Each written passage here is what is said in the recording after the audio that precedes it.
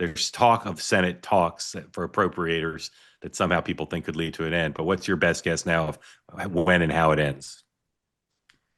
I mean, I think 15 to 21, as I've said before, I don't think anything's changed. But as we come up on that deadline where House Republicans will lose leverage by saying that they've passed a bill, once that's gone, you can't use that anymore. They have to come back to town.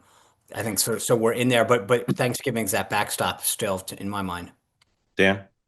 Yeah, I agree. To all the House and Senate Democratic leadership staff who watch our show and told me they feel very good.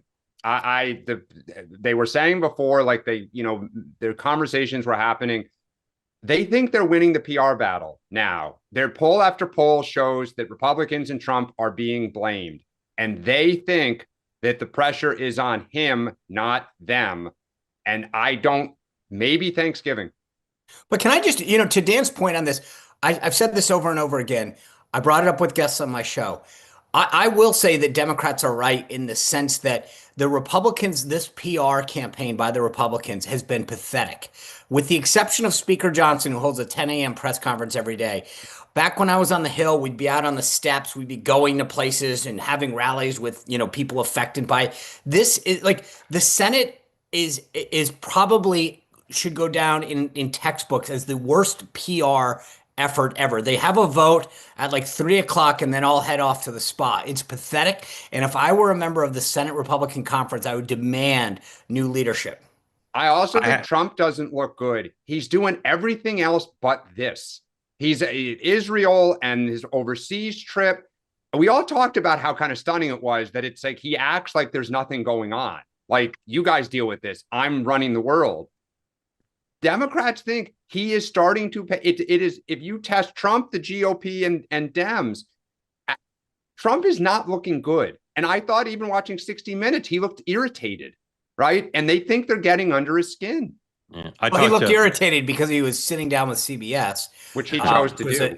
Which honestly, I was like, hey, you do remember you won the lawsuit. Yeah. I mean, seriously, I can't believe we keep rewarding bad behavior on the. But I think he thinks he's rewarding good behavior now for the Ellisons and Barry. I get it. I get it. Right. I had communication, one conversation, one text exchange with a Trump political advisor and a Democrat who's running for a statewide office in an important state in a contested primary, and they sounded identical. The other side's losing. We're winning. It's unfortunate that people are being hurt, but look at the polls.